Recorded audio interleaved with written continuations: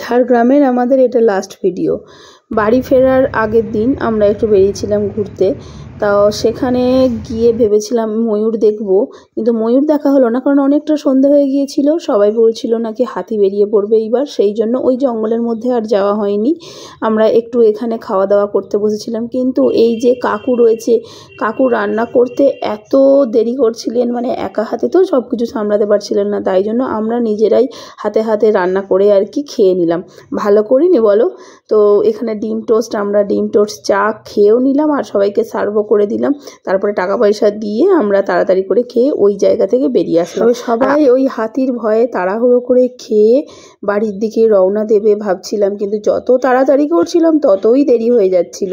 খাবারটা খেতেও তো টাইম লাগবে, কারণ অনেকটা গরম খাবার ছিল।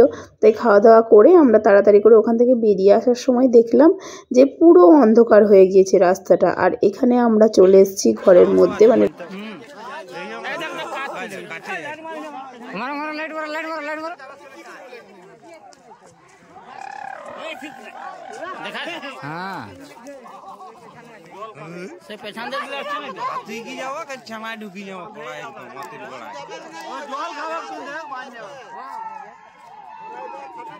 আমরা তো সেখানে জঙ্গলের রাজাকে দেখতে পাইনি, কিন্তু আমরা হোটেল রুমে এসে কিন্তু সন্ধেবেলায় বনের রাজা দেখতে পেয়েছিলাম।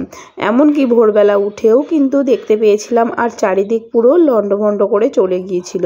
তো সেটা দেখে আমরা খুবই খুশি হয়েছিলাম, কারণ শেষমেশ আমরা কিন্তু জঙ্গলের রাজাকে ঝাড়গ্রামে দেখতেই পেলাম। আর তারপরের দিনকে বাড়ি ফেরার পথে আমরা চলে এসেছিলাম একটা গার্ডেনে।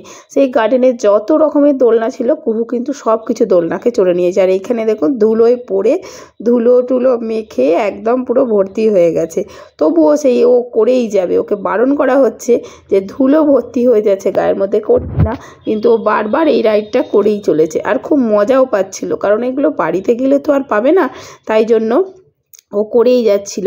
আর এই যে হাওয়া বেলুনগুলো, মানে গ্যাস বেলুনগুলো, কুহু 3টে কিনেছে, 3টে বেলুন 3বার ছেড়ে দিয়েছে, 3টে উড়ে গেছে। শেষমেশ এটাকে করেছিলাম কি, ওর হাতের মধ্যে বেঁধে দিয়েছিলাম, তারপরে আর উড়তে পারেনি।